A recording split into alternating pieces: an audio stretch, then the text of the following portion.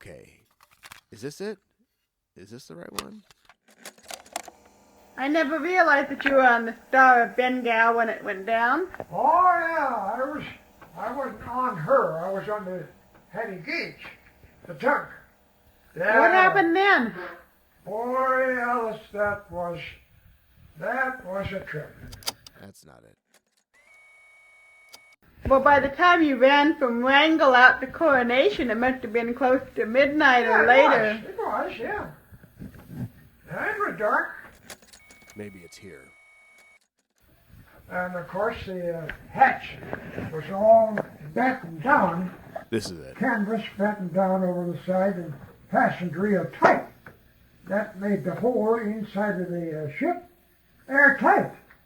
And that's where the Chinese was, we had the Chinese locked up. So when she hit this reef, she began to pound on the bottom like that, and the weight of the ship was going down all the time, and the water and the air inside of the ship began to compress, and it compressed to the point where it blew the hatch covers wide open like that with the Chinese and the salmon. Yeah, that's what I was looking for. That's my mother, Alice Rooney, interviewing a Wrangell old-timer named Bill Taylor back around 1980. Today, I'm going to play you Bill's story about the Star of Bengal. As a young boy, Bill was there, on board the Hattie Gage, which towed the Star of Bengal out to sea on the night it was lost forever. To give you a better context, I'll read passages from Bill's father, William Taylor Sr., who testified in the investigation after the wreck. Together, they provide a father and son's recollection of a terrifying night neither would forget. I'm your host, Ronan Rooney. You're listening to Wrangell History Unlocked presents a Star of Bengal bonus, the Taylor's version. Stay tuned.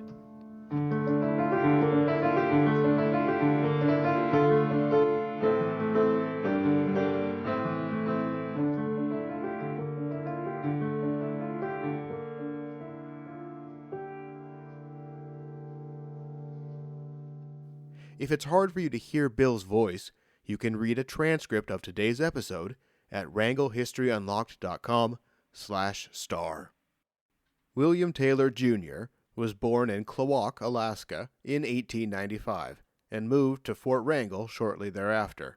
His mother, Ida, was Tlingit, and his father, William Sr., was a white man from Pennsylvania. The Wrangell that young William saw was changing rapidly, thanks to the Klondike Gold Rush. But he was witness to another of Wrangell's gold mines, salmon. Bill remembers the APA cannery at the north end of Wrangell Island. When you were a boy, there must have been about 3 or 4 canneries just on Wrangell Island. Oh yeah, when I was a boy we had the Alaska Packers over here. Mm-hmm. That's where the airport is now. It used to be over there on Dabler Point on the mainland. Until the sand covered up built up so high that the boats couldn't get in and out at any time they wanted to. Mm-hmm. So they moved the cannery over here to where the airport is, Alaska Packers. And they had 2 steamboats, the Hattie Gage and the Ella Raw. And they had only one fish trap in southeastern Alaska, and that was down here at Ann Ann. And that's the fish trap at dead low tide was right straight across the creek.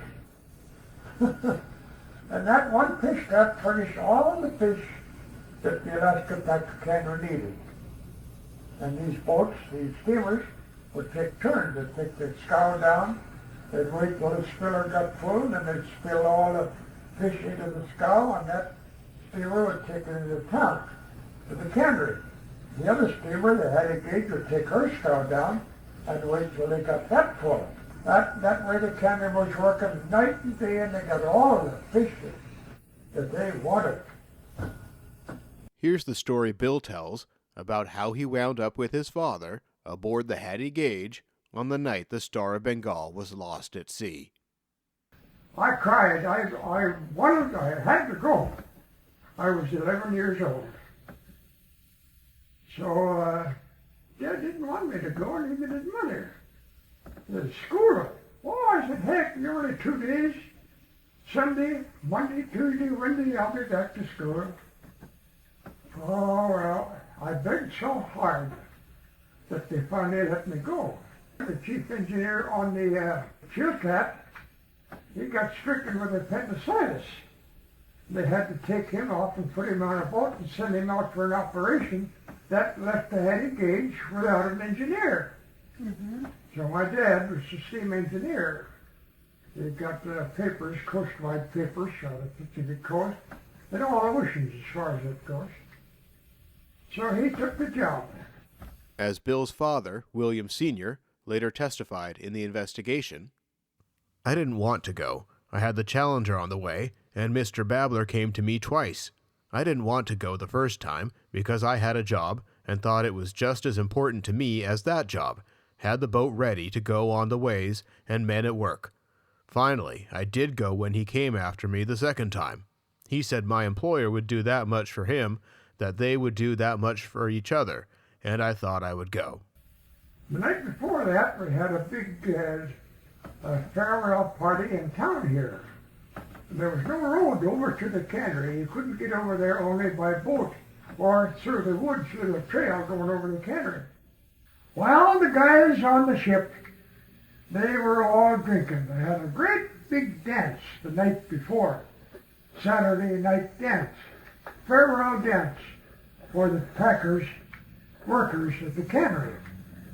And the farewell party lasted all night, the whole night through.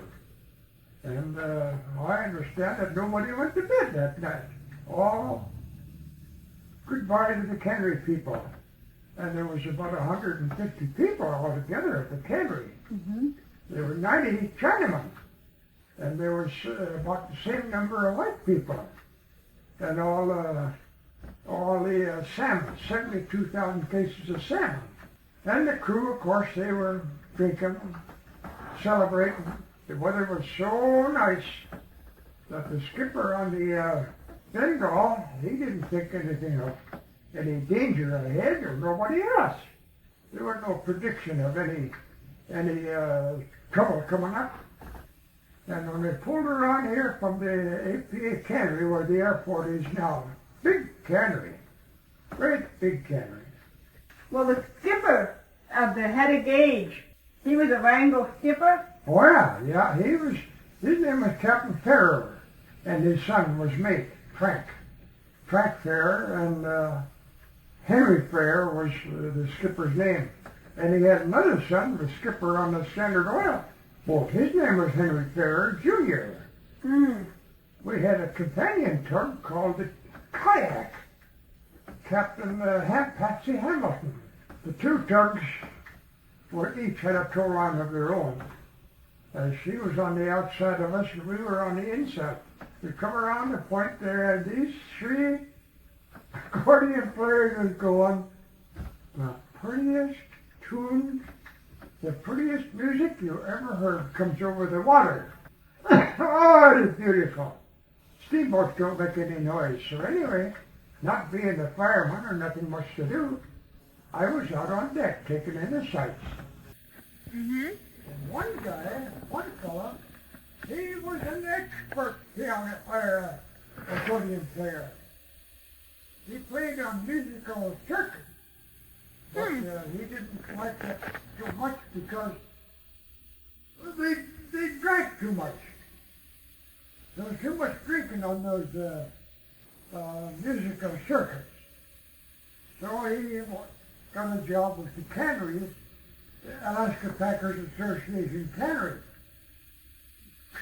And he had one friend that played the accordion, but not as good as him. But he had a great big piano. It was an accordion. It was piano. But he had a great big one. See, it was heavy. It straps on it, straps around his shoulders, and a little stand, one on each side of his knees.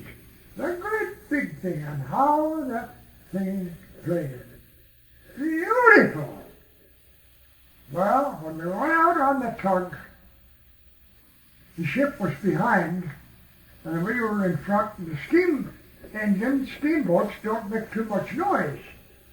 And that music, when it's coming around the point there, slowed down in front of the town here, and it gave quite a concert. Well, that was the most beautiful thing I ever heard in my life. Gee, that was pretty. And it was a beautiful day. Gee, it was a nice day. It was on a Sunday afternoon. And it was about 1:30 when we were out here. So when they got through playing their concert, we headed out for the sea, got out there and they blew 3 long goodbye whistles on the tug. There were 2 tugs, kayak and the Hattie Gage. Gee, that was sad, real sad, the way they blew the whistles. Then the whistles in town answered, of course. That was really, really sad, and it really ended up sad. Then pretty soon we steamed out. Beautiful day. Sun was shining and the water was just exactly like a mirror. Just exactly. You could see the reflection of the hills and all. So out we went. Here's how William Sr. remembered it. When I came on watch again at 12 o'clock, we were still making good time, and along about 2 or 3 o'clock in the morning, the wind was blowing a little bit. I noticed that we were towing pretty well under the lee of Warren Island, and the ship then had her sails set. Both boats were considerably apart at that time, and then at one time we were making pretty slow progress, and the boats were drifting apart. I could tell by the headlights the kayak was considerably on our starboard side. I went about my work below. So, as we go out, they didn't put the sails up. They didn't furl the sails. So all they had on was the jibsails. There were 3 jibsails. There was 1 top jibsail and 2 bottom ones. That's all they had up. And the canvas, those sails are very heavy.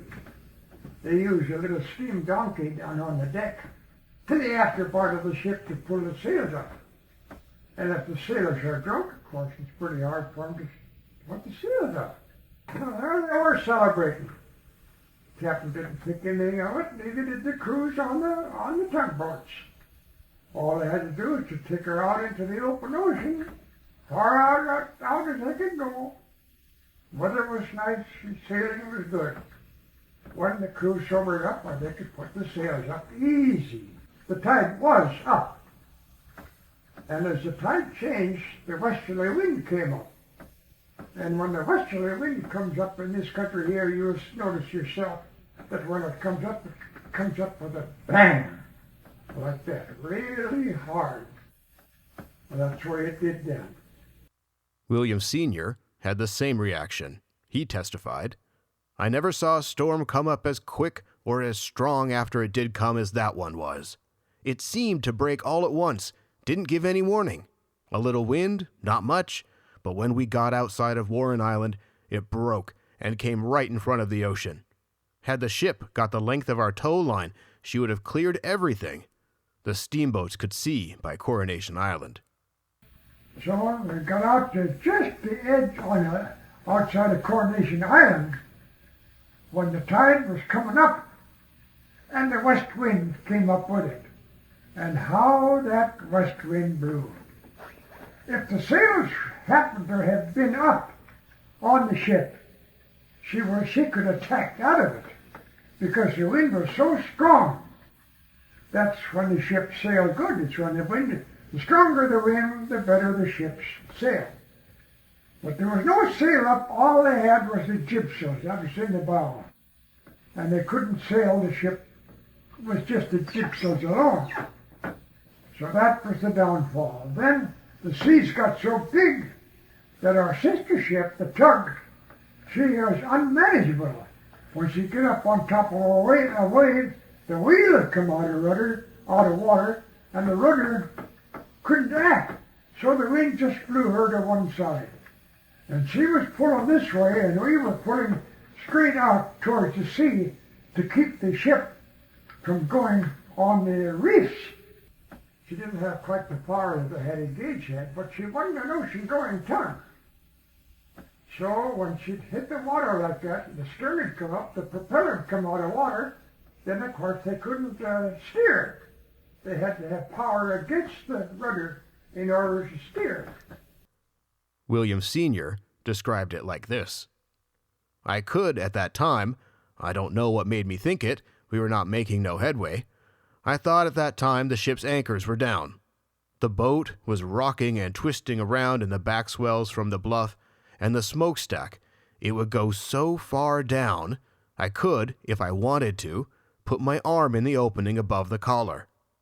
But, as luck happened, it would ship again and come inside of its ring. Had it come outside of the ring, it would have went over, and if it went over, it would have broken the steam pipe. There was one time that a breaker from the bluff, I think it was, came up and brought the two boats almost together. If it had not been for the presence of mind of the captain of the Hattie Gage would have been wrecked as it was then. Then the kayak's bow came over towards the Hattie Gage. The Hattie Gage was down between two swells, the kayak on top. When they passed by, I don't think there was more than a foot space between those two boats, the bow of the kayak and amidship of the Hattie Gage, and Captain Farrer saw it, of course, and put his wheel over. I was on the starboard side and saw. It threw her stern out, and the next time the kayak came down, Captain Farrer put his wheel over, and she answered, and when the kayak come down we were gone. I was pretty well scared. So the captain lost control of his own boat because it was too rough. They couldn't handle it. So he had to cut the tow line to save his own tug and his crew and get away and not interfere with our plans. He got out there and was trying to get away back so the wind would blow us past Coronation Island into the inside water. But he just couldn't make it.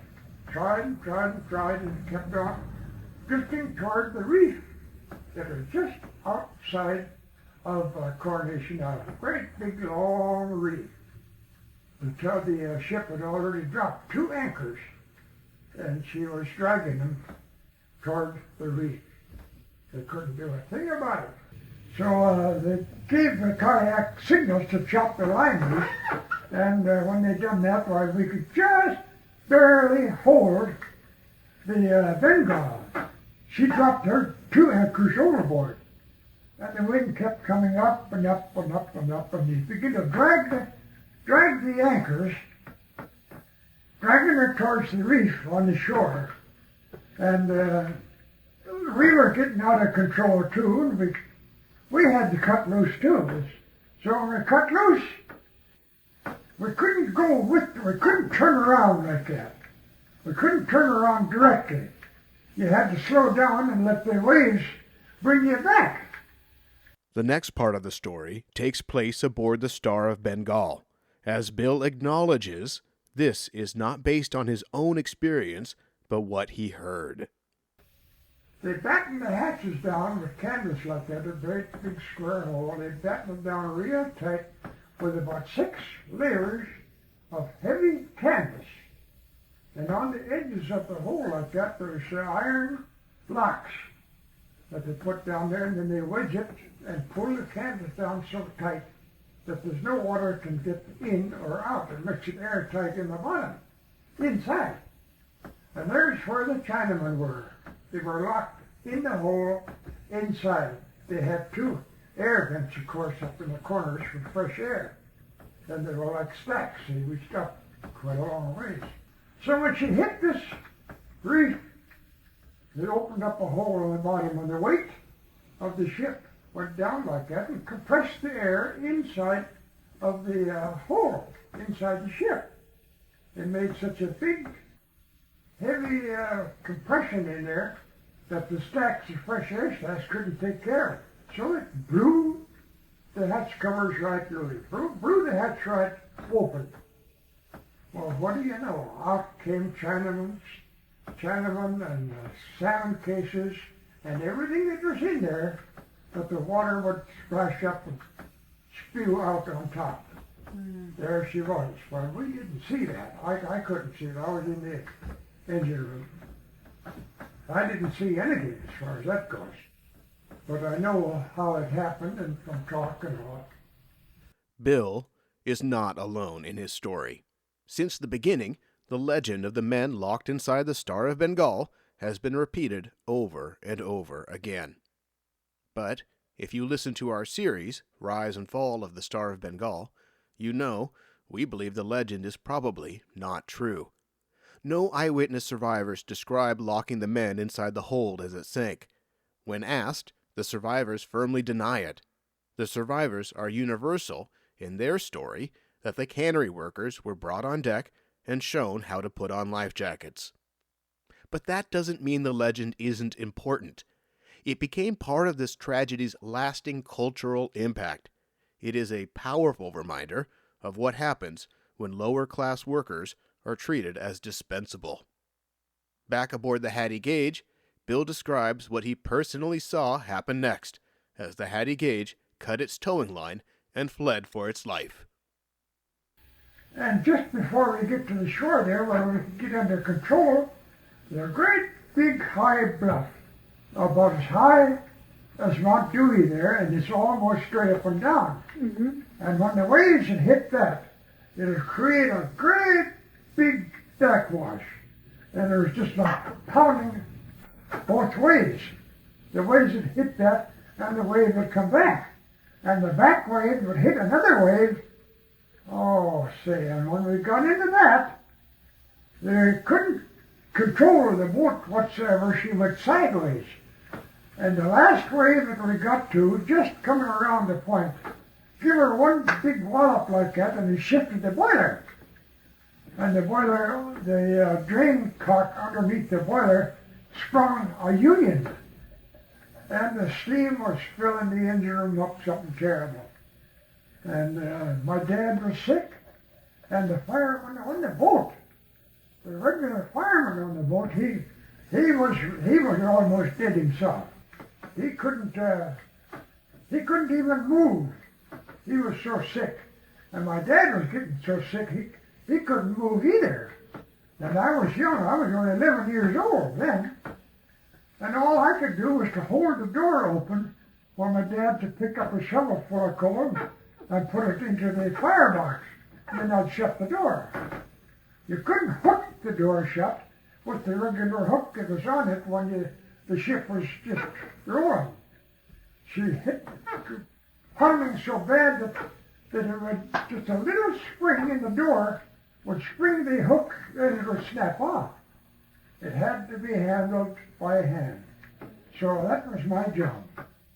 And the coal, wet from the bottom, the coal would get a little bit damp. And when you throw it into that hot furnace room like that off of your shovel, it was wet. And when that heat would hit the damp coal, whoop, it would make a big explosion, being hot, on steam. Blow the door open and shut the door as fast as you could. When our smokestack was going back and forth, I heard the fireman, Frank Hansen, say, "I'm going to tell the captain that the smokestack is adrift." I don't know if he told him.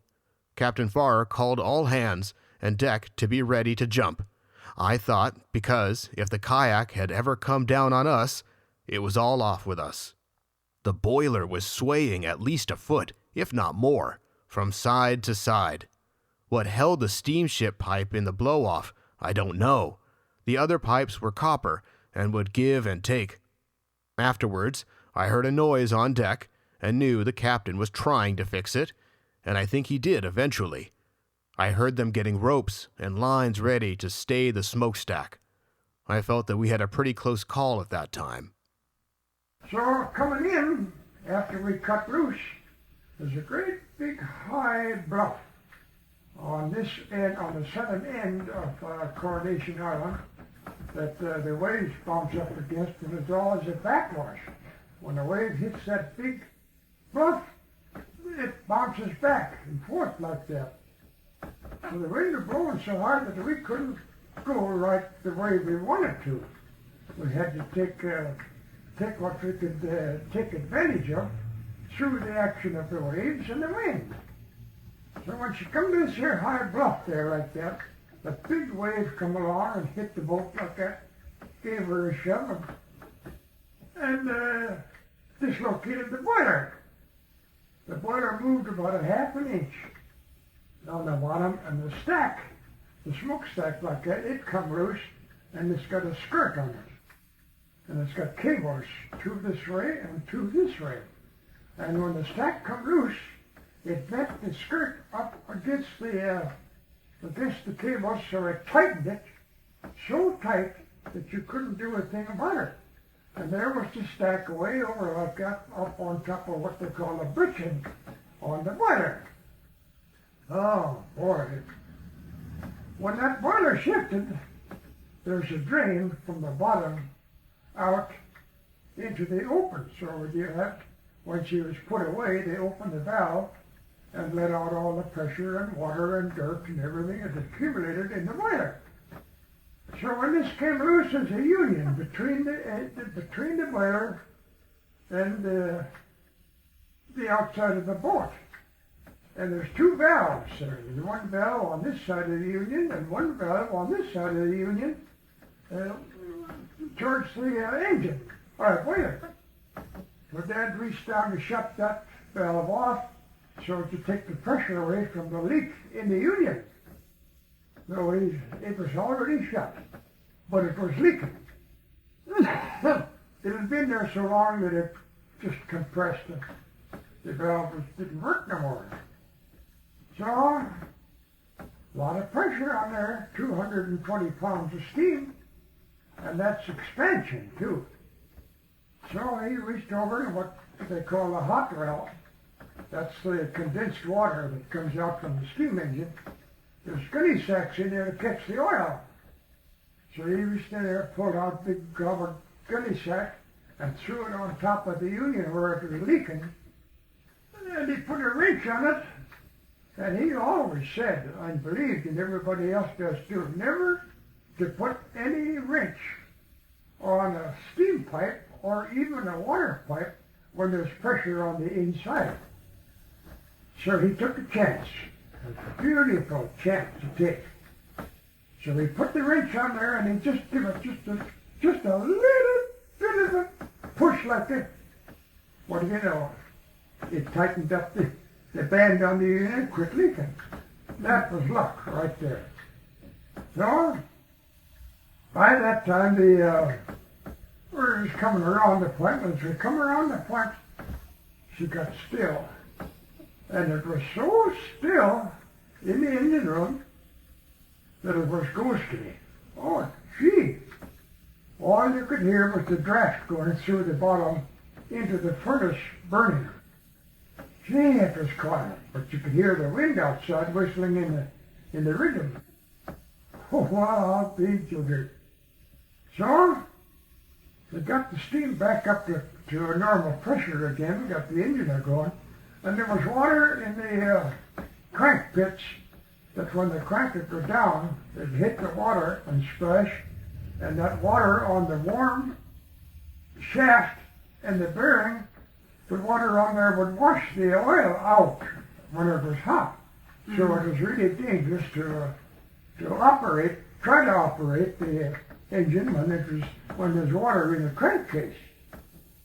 So we went. We got enough water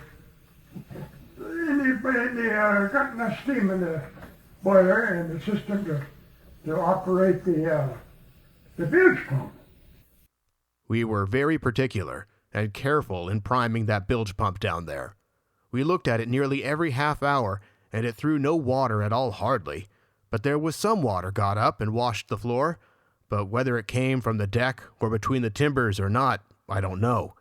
I know it was on the floor of the fire room, and we would prime that bilge pump and keep it out of the after bilges.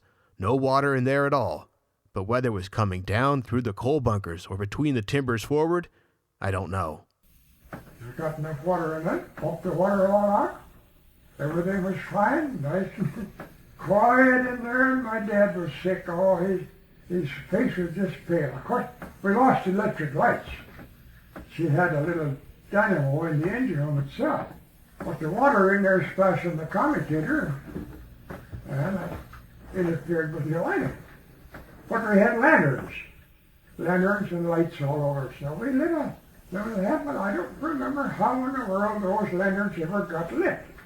But they did. They was swinging around in there, breaking the glass in there, fine and dandy.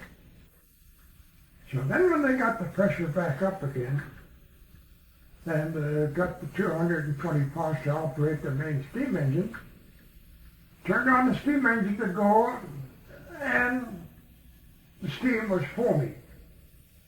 When the salt water gets into fresh water, under pressure, and you use it in an engine, in a combustion engine, the foam is water. And when this piston comes up to the top, why this water don't compress. It's solid. So as they begin to knock and hammer, they could only use the engine just so long, and they opened up the drain cock and let the water out, then let her operate a little bit more. We got close enough to shore where there was another big bluff and water coming off the top. The skipper, Captain Farrer, he aimed for that. Yes, I thought Captain Farrer was doing all he could do. I looked out and could see from where we were that his engines were chasing pretty hard. I could see the foam. I don't know whether they were chasing or not. I have no knowledge of anybody saying so. I could see the foam under her stern and knew she was chasing. We landed right alongside of the bluff. They tied up somehow or another, the best way they could, and laid there. So we all got busy and drained the engine, drained the boiler, drained the water that they use in the boiler, and got all of that salt water in the fresh water, got all that water out.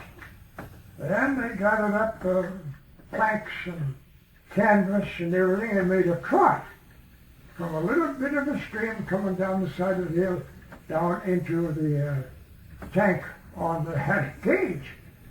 Finally got enough water in there. Got it full. Got the started the fire in the furnace again. Got pressure up enough to use the engine and all. But when we were out there firing, I couldn't fire, but I had to take care of the door. My dad would take a shovel full of coal, and I'd open up the door, and he'd shove the coal into that hot furnace, and the water in there, steam, it would, the heat would make a big blast, of steam. Whee! And the door would, the steam and the cinders would fly out, and you had to shut the door right away. That was my job. And boy, was that experience. But we was all doing our work right at that time. Everything was going fine. Nobody was sick. All but the Filipino fireman, he was laying back alongside of the condenser, and he was, I thought he was dead. Did you call the other fireman?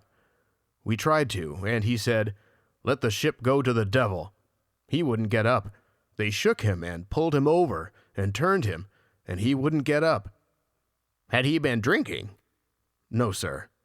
Was he seasick? I don't think he was, but he was kind of cranky, waking him up out of a sound sleep. Cranky, I guess. Didn't want to get up.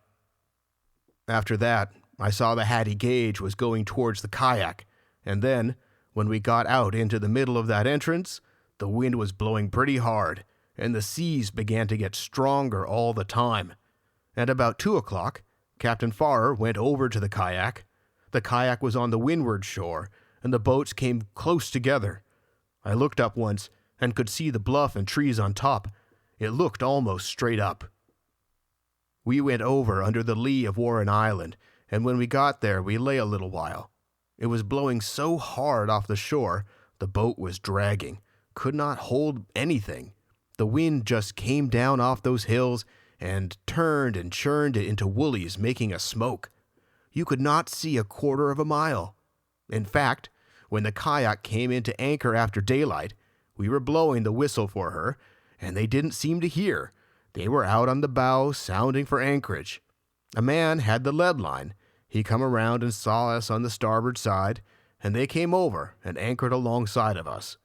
We lay there for a short time, and found we could not lay there all day. So we went to Shipley Bay and went to anchor. But even there we didn't feel safe. Pretty fair harbor there, but the wind was blowing so hard offshore, it was all we could do to hold in there. We lay there all night, and the next morning we came to Wrangell for the Burnside. I left the boat at that time. When you returned to Wrangell, why did you leave the vessel? I thought there was other men to take my place. I still had a job, and thought I had pretty near enough of it. Dad was coming ashore. He walked up to the ladder all right, and he got about 2 steps, 2 rungs on the ladder, and he couldn't get it go any higher or any lower. He just grabbed the hold. So I was kind of husky. I went up in behind him and got alongside of him, got his arm around my neck. I went up on top of the dock, and I let Dad down on the guardrail, and he hung on. And oh, was he sick. His face was green, yellow green. And I wonder where am I going to get him home. Over there was a wheelbarrow. And there's an iron dump wheelbarrow. So I went over and I got that and brought it over and I picked Dad up and set him in this wheelbarrow, and he just fit. And then when he sit down in there, he relaxed. And I wheeled him home. We got home, took him in the front room. Mother, of course, crying to beat the band. We pulled the blinds all down and laid him on the couch. You know, and he put his face toward the wall. My gosh, and was he groaning and sick? And he tried to vomit, couldn't vomit, nothing on his stomach. He'd already vomited. He was sick for 2 months after that. That is, he could get up and move around after a while for a week or so. But he was all in. That broke him down. That was a terrible ordeal, I'll tell you. Did they have any kind of a court of inquiry or any kind of hearing afterwards that kind of, was anybody blaming the tug for letting it happen? Oh, yeah. People blamed it. Oh, the skipper on the ship. He was going to shoot all the crew on the tugs after they came in. They went up to the bar at the Wrangell Hotel, and he was telling about it, and he blamed the skippers on the tugs. Well, they couldn't be blamed because they were doing their share in the first place to the fullest extent, allowing them to do it, Mm-hmm. But the skipper on the ship was really the one that had to take the blame because his crew was drunk and he didn't have the sails furled up, and that was his job. As soon as they left town here, he should have went to work and steamed up the donkey on deck and pulled the sails up and put the sails in place. So when the wind comes, a good skipper on those big ships, a good skipper on those ships doesn't care which way the wind blows.